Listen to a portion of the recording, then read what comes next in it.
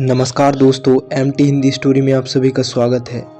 आज हम प्रेमचंद की कहानी अभिलाषा सुनेंगे। कल पड़ोस में बड़ी हलचल मची। एक पान वाला अपनी स्त्री को मार रहा था। वह बेचारी बैठी रो रही थी, पर उस निर्दय को उस पर लेस मात्र भी दया न आती थी। आखिर स्त्री को भी क्रोध आ गया। उसने खड़े होकर कहा, बस अब मारोगे तो ठीक न होगा। आज से मेरा तुझसे कोई संबंध नहीं। मैं भूख मरूंगी पर तेरे घर न आऊंगी। यह कहकर उसने अपनी एक पुरानी साड़ी उठाई और घर से निकल पड़ी। पुरुष काठ की उल्लू की तरह खड़ा देखता रहा। स्त्री कुछ दूर चलकर फिर लौटी और दुकान की संदूकची खोलकर कुछ पैसे निकाले।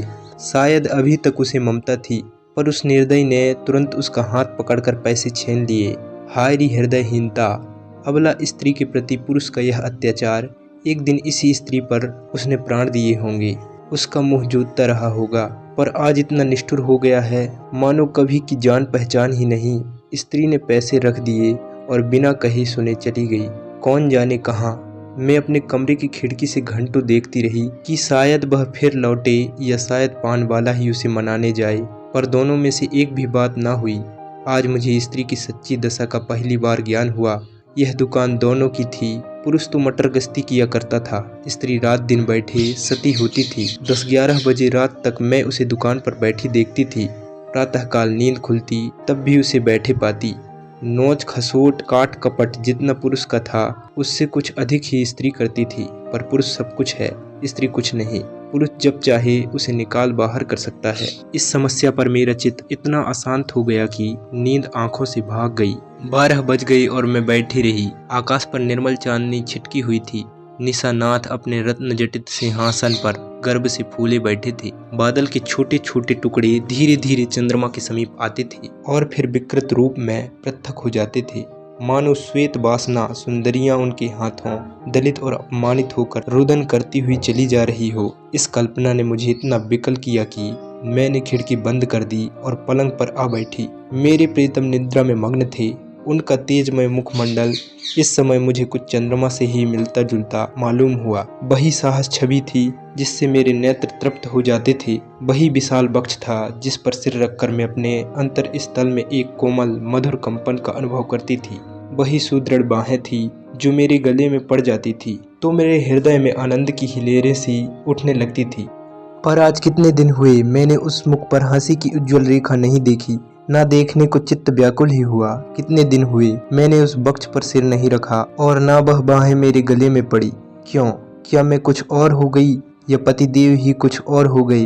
अभी कुछ बहुत दिन भी तो नहीं बीते। कुल 5 साल हुए हैं। कुल 5 साल जब पतिदेव ने विकसित नेत्रों और लालायित अधरों से मेरा स्वागत किया था। मैं लज्जा से गर्दन झुकाए हुए थी। हृदय में कितनी प्रबल उत्कंठा हो रही थी कि उनकी मुख छवि देख लूं, पर लज्जा बस सिर ना उठा सकती। आखिर एक बार मैंने हिम्मत करके आंख उठाई और यद्यपि दृष्टि आधे रास्ते से ही लौट आई, तो भी उस अर्ध दर्शन से मुझे जो आनंद मिला, क्या उसे कभी भूल सकती हूँ? वह चित्र अभी भी मेरे हृदय पट पर खिंचा हुआ है। जब कभी उसका स्मरण आ जाता है, हृदय पुलकित हो उठता है। उस आनंद स्मृति में अब भी वही गुदगुदी, वही सनसनी है। लेकिन अब रात दिन उस छवि के दर्शन करती हूँ। उषा काल, प्रातः काल, मध्याह्न काल, संध्या काल, निशा काल, 8 पहर उसको देखती हूँ, पर हृदय में गुदगुदी नहीं होती। वह मेरे सामने खड़े मुझसे बातें किया करते हैं। मैं क्रोशिये की ओर देखती रहती हूँ। जब वह घर से निकलते थे तो मैं द्वार पर आकर खड़ी हो जाती थी, और जब वह पीछे फिरकर मुस्कुरा देते थे तो मुझे मानो स्वर्ग का राज्य मिल जाता था। मैं तीसरे पहर कोठे पर चढ़ जाती थी और उनकी आने की बाट जोहने लगती थी। उनको दूर से आते देखकर मैं उन्मत्त सी होकर नीचे आती और द्वार पर जाकर उनका अभिवादन करती। पर अब मुझे यह भी नहीं मालूम होता कि वह कब जाते हैं और कब आते हैं। जब बाहर का द्वार बंद हो जाता है तो समझ जाती हूँ कि वह चले गए। जब द्वार खुलने की आवाज़ आती है तो समझ जाती हूँ कि वह आ गए। समझ में नहीं आता कि मैं ही कुछ और हो गई या पतिदेव ही कुछ और हो गए। तब वह घर में बहुत ना आते थे। जब उनकी आवाज़ कानों में आ जाती तो मेरे देह में बिजली से दौड़ जाती थी। उनकी छोटी छोटी बातों, छोटे छोटे कामों को भी मैं उन्मुक्त मुग्ध नेत्रों से करती थी।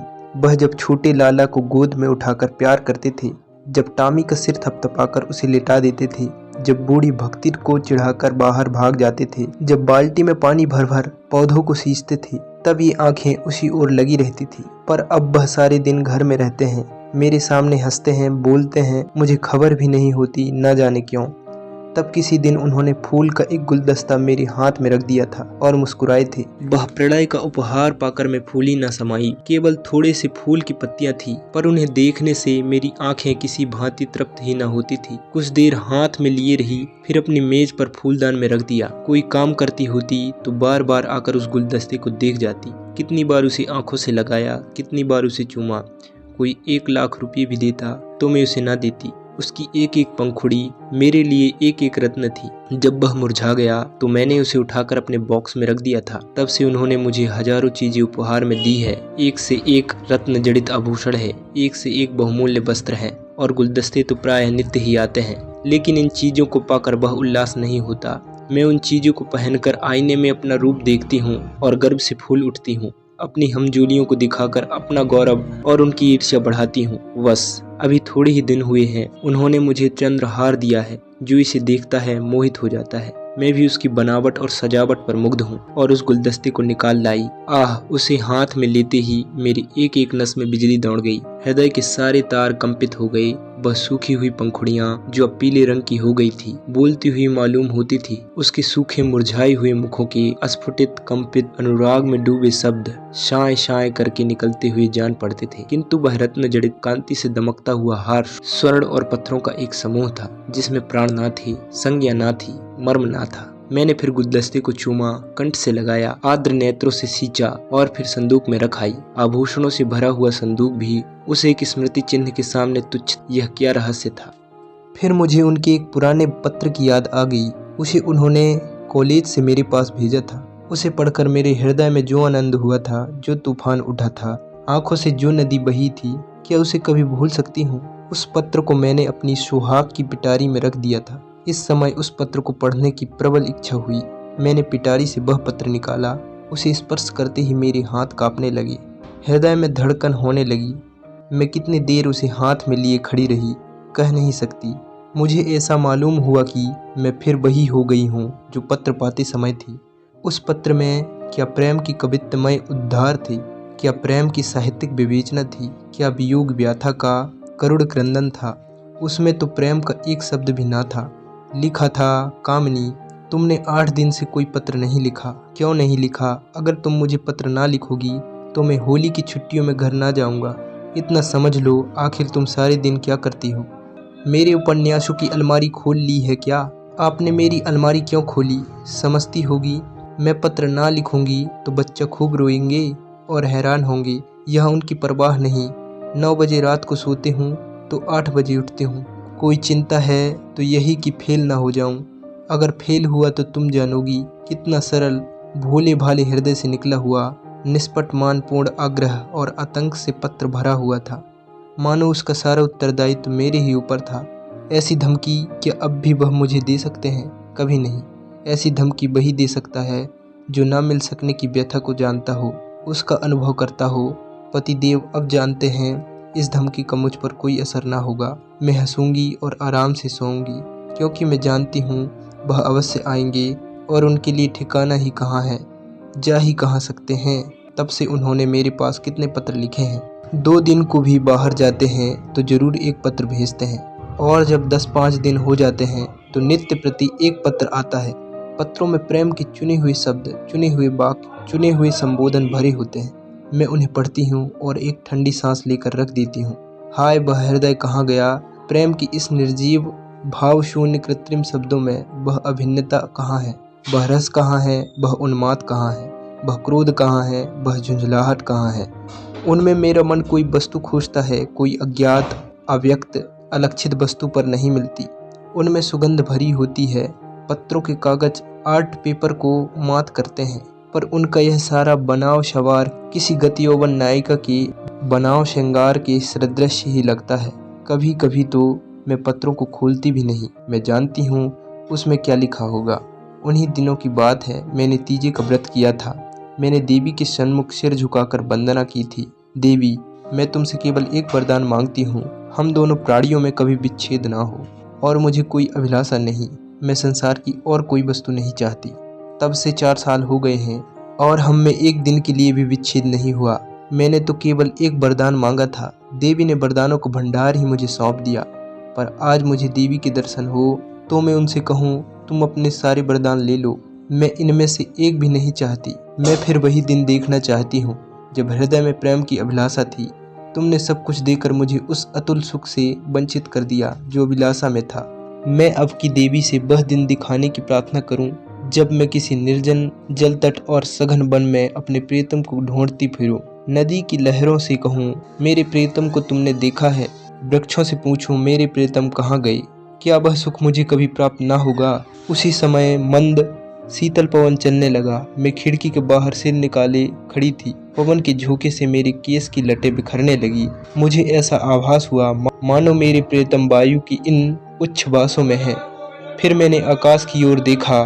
चांद की किरणें चांदी के जगमगाते तारों की भांति आंखों से आंख मिचौली सी खेल रही थी। आंखें बंद करते समय सामने आ जाती, पर आंखें खोलते ही अदृश्य हो जाती थी। मुझे उस समय ऐसा आभास हुआ कि मेरे प्रियतम उन्हीं जगमगाते तारों पर बैठे आकाश से उतर रहे हैं। उसी समय किसी ने गाना गाया।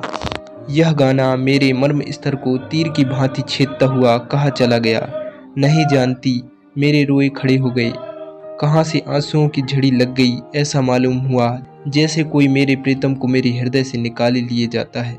मैं जोर से चिल्ला पड़ी। उसी समय पतिदेव की नींद टूट गई। वह मेरे पास आकर बोले, क्या अभी तुम चिल्लाई थी। अरे तुम रो रही हो, क्या बात है, कोई स्वप्न तो नहीं देखा। मैंने सिसकते हुए कहा, रोऊं ना तो क्या हंसूं।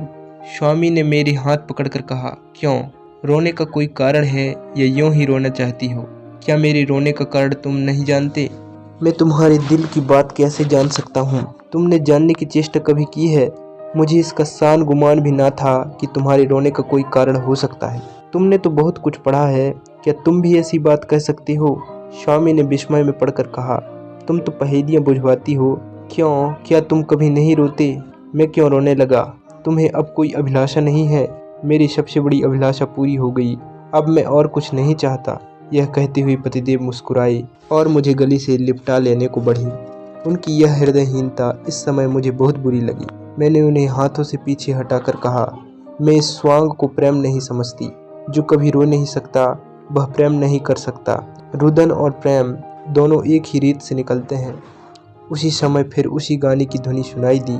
पतिदेव की वह मुस्कुराहट लुप्त हो गई। मैंने उन्हें एक बार कांपते देखा। ऐसा जान पड़ा उन्हें रोमांच हो रहा है। सहसा उसका दाहिना हाथ उठकर उनकी छाती तक गया।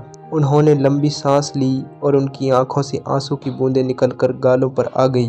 तुरंत मैंने रोती हुई उनकी छाती पर सिर रख दिया और उस पर परम सुख का अनुभव किया, जिसके लिए कितने दिनों से मेरा हृदय तड़प रहा था। आज फिर मुझे पतिदेव का हृदय धड़कता हुआ सुनाई दिया। आज उनकी स्पर्श में फिर इस पूर्ति का ज्ञान हुआ। अभी तक उस पद के शब्द मेरे हृदय में गूंज रहे थे। कहाँ होते हो अंतर ध्यान, लुटा करके सोने सा प्यार। महादेवी वर्मा की कविता का एक पद, कहाँ होते हो अंतर ध्यान, लुटा करके सोना सा प्यार। दोस्तों, आपको अगर ये कहानी अच्छी लगी हो तो लाइक, शेयर और कमेंट कीजिए और ऐसे ही नई वीडियो के लिए चैनल को सब्सक्राइब कर लीजिए।